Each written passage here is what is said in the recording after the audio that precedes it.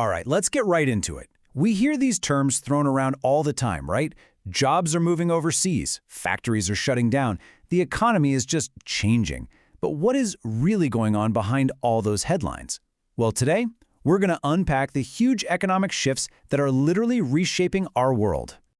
You know, it really all comes down to this one big question. Why does it feel like entire industries can just disappear from a country? Where do all those jobs actually go?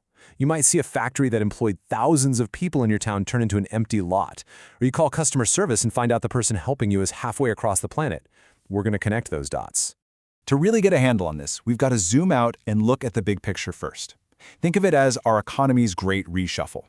It's this massive, ongoing shift that's pretty much the engine driving everything else we're about to talk about.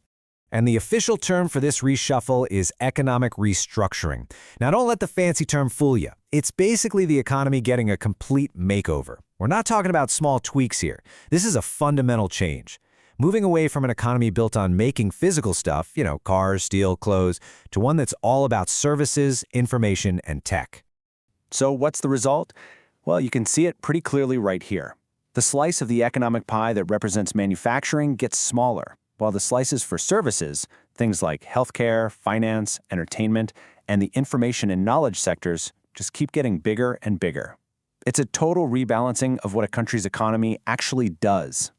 So you might be asking, what's causing this huge shift? Well, it's not just one thing. It's kind of like a perfect storm of three main forces. First, globalization. That just means way more competition from all over the world. Second, huge leaps in technology, especially automation, which lets companies do more with fewer people. And third, our own demand as consumers changes. As we get wealthier, we start spending more on experiences and services instead of just physical things.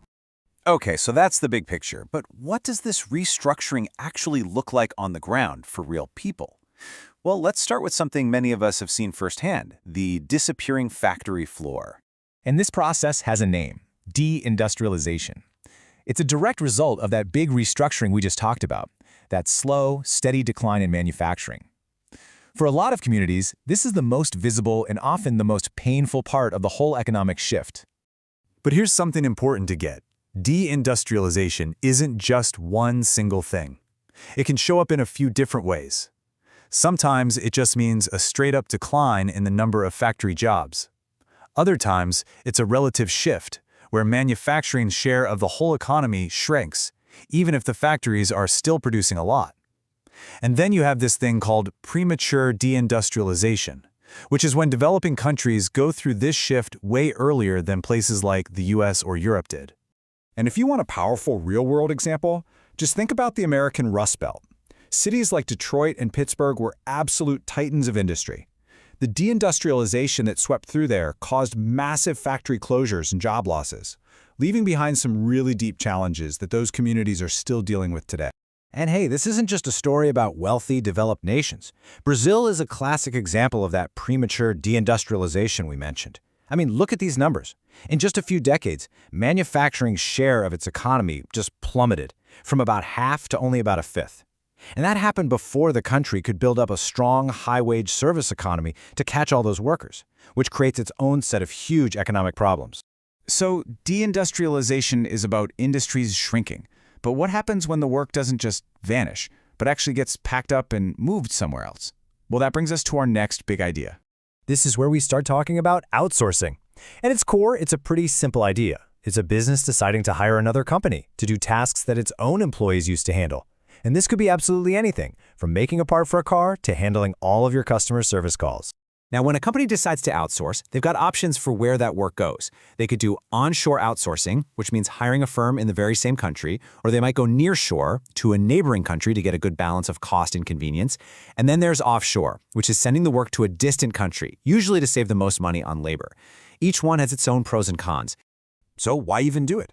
Well, it almost always comes down to business strategy. The number one reason, you guessed it, is usually to cut costs.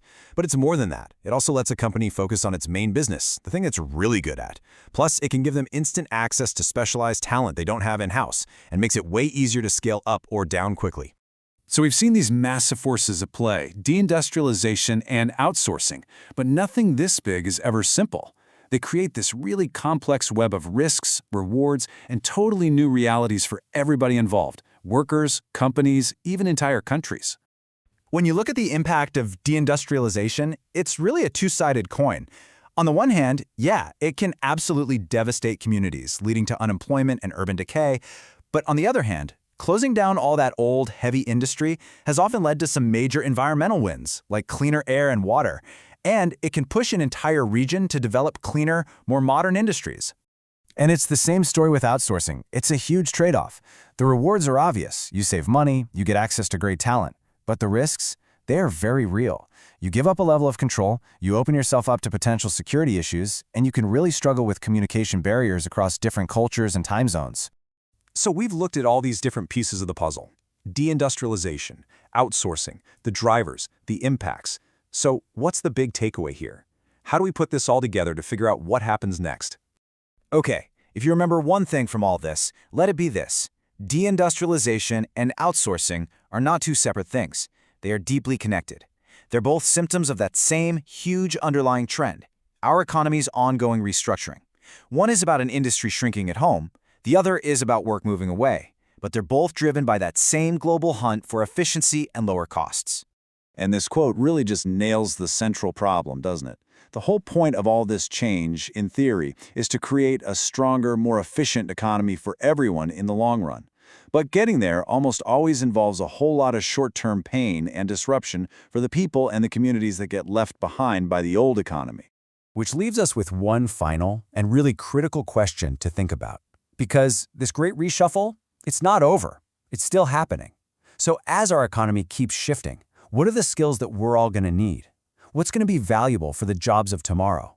That's really the challenge for all of us.